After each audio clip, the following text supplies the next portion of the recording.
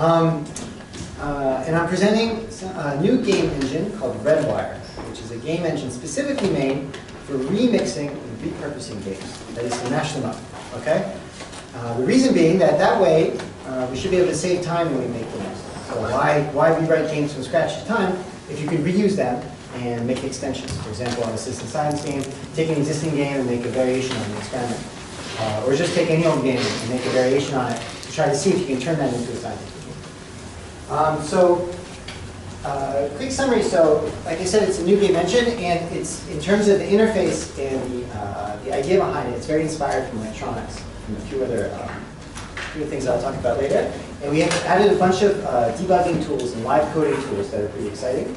And the whole thing is open source and runs within a browser. So you're also very welcome to take a look at it and to try it out. And all the games that run on it are also similarly open source. All right, so just a few words about the CRE, where I come from. So it's the Center for Interdisciplinary Research in Paris. So it's a laboratory where we have a large range of educational programs, all based on the idea of learning through research and through play. And so we teach, classes all the way up from grade school kids to PhD programs. And we also have a bunch of different research projects in technology, especially education and technology. And we also make games, and we're part of the we're part of the Citizen Cyber Lab project that's helped sponsoring the conference. And when I first started on this project, I had this conversation with my boss about what it is that I was supposed to do in this new game engine we're creating, right? And so my boss said, well, it'd be really cool is if we could just, if a scientist, without really knowing a lot about programming, could just take a game that exists and then mix it with another one, maybe even a third one, bring them all in together, and then make changes as it goes, and he makes his own game like that, right? So I said, well, it's a really great vision, but it's totally impossible. This is not the way programming works, right? Programming is like something hard, and you have to rewrite it from scratch every time. Or you can reuse libraries, but you can't really just reuse an existing game. And he said, well, why?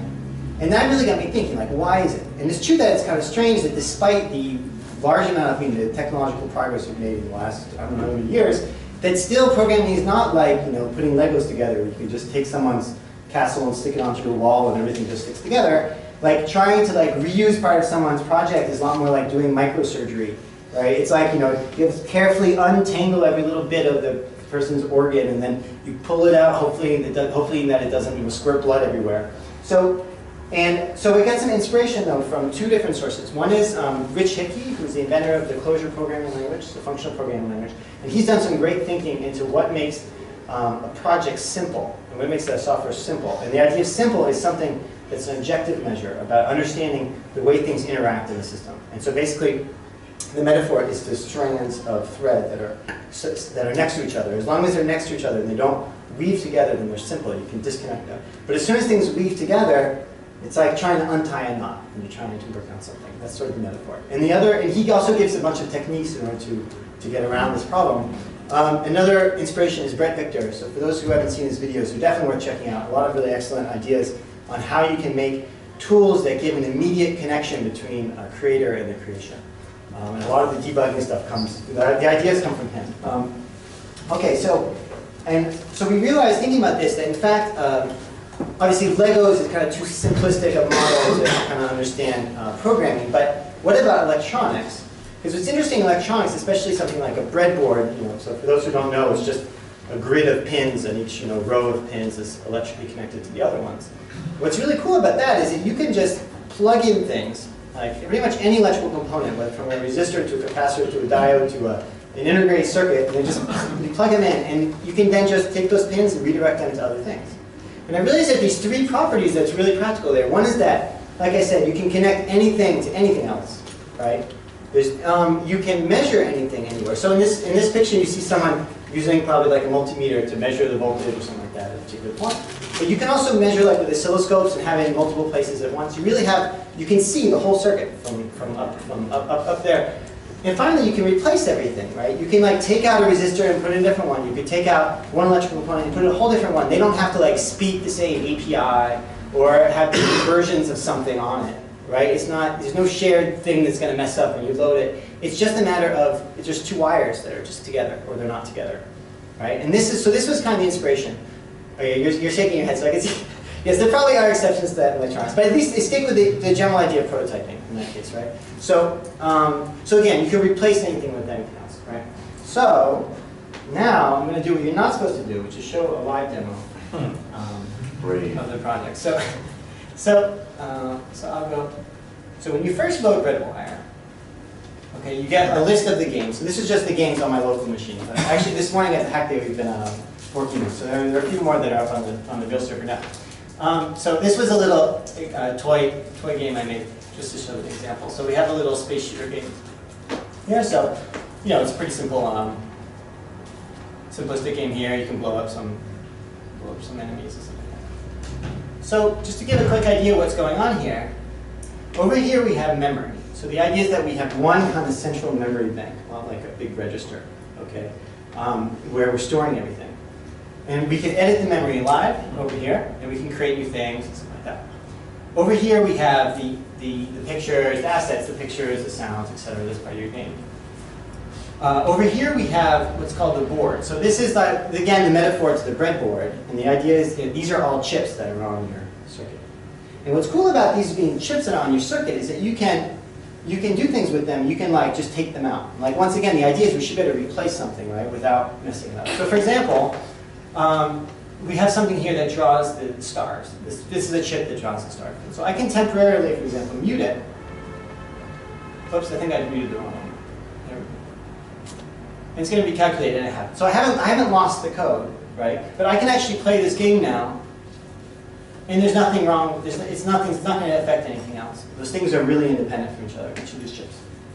Okay, so that's one thing we can do. Another thing we can do that's interesting is change the parameters for these chips.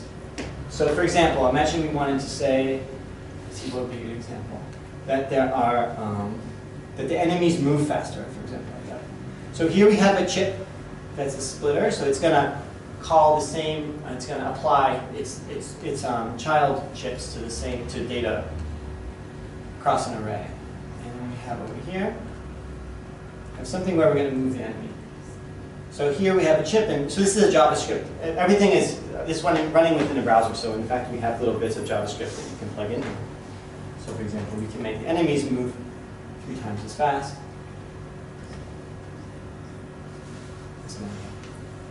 You can also, what's kind of cool is that you can also change these things while it's running. So we can say, for example, imagine we think through, well, now the enemies are moving really fast, so maybe, actually I don't know if you can see the enemies very well at the screen. Sorry, it's kind of dark. So you can turn the lights on. Yeah, sure. Those are not like chips. Maybe this one? Oh, that's whiteboard. I don't know. No, that's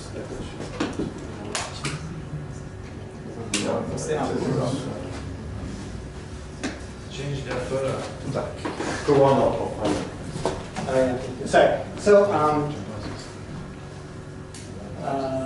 what do I want to say?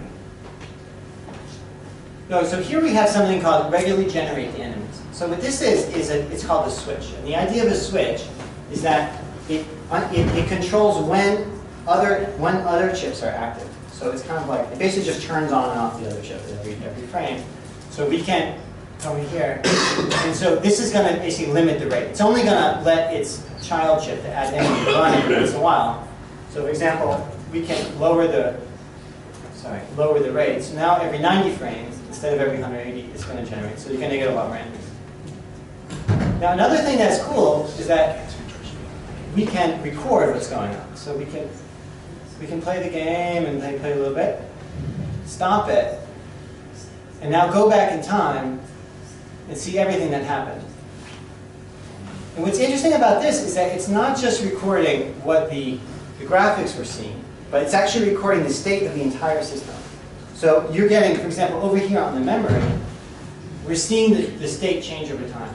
And we can go in there and debug it that way and know exactly what happened. You're getting a full trace of what happened over your system, which is something that's usually very difficult in the system. But because here, we keep everything to the same clock tick. We have one central memory that changes. We're able to track exactly what happened. And in fact, not only do we track what memory changed, but we actually track what the user did. Because everything the user does, it goes into an I/O register. And that I/O register is also tracked. So that, for example, we can do things like playing like what if. Like we say, well, what happens in fact if let's say if you could fire more frequently, would you have done better? So here I have something that controls whether or not, again, something that limits the rate of how often you can fire your laser. We can lower that down. And what it's actually going to do now is recalculate for everything I've recorded what would have happened with the same input. So I don't have to play the game again to understand what happened. I can just play it here and understand it and see exactly what would have happened in that case. And that's pretty powerful when you're debugging systems. So over here I have, just to finish the quick tour, over here I have a way to, these are a drag and drop interface. So you can drag chips over to here in order to enter them into the system. And you can create your own chips, obviously. So chips basically are JavaScript functions that have input and outputs, pins, and you just can put them together as you want. You can compose them. Let's see. So another thing that's kind of fun to do is to change the graphics. So for example, we could say, let's go back. Let's say that, for example, we can do something really simple like have him. Oh yeah, so we can change. Sorry, it's a little hard with double screen here. And we can change the graphics for the enemies and for the hero. And now we're a bus, and we're trying to avoid the cabs that are flying in space. And so this is kind of a simple, this is kind of a toy example, but it's kind of fun to think about what kind of things, what kind of mashups you can do with games. And this is where we're going with the project. The idea is that you should be able to take an existing game in Citizen Science and change it in this way and be able to fork it. So change the graphics, change the rules, change everything. And someone else should be able to take that game and do the same thing. Okay, 5 minutes. All right, so that's good. That works out very well because I'm almost done. And I will just finish just a few more slides. So just to say that the other thing that's coming is this mixing and matching. So right now you can only work on a single game and fork it, but you can't pull in from other games. That's what we're going to be working on, is having other games and being able to take part of someone else's board and stick it into yours.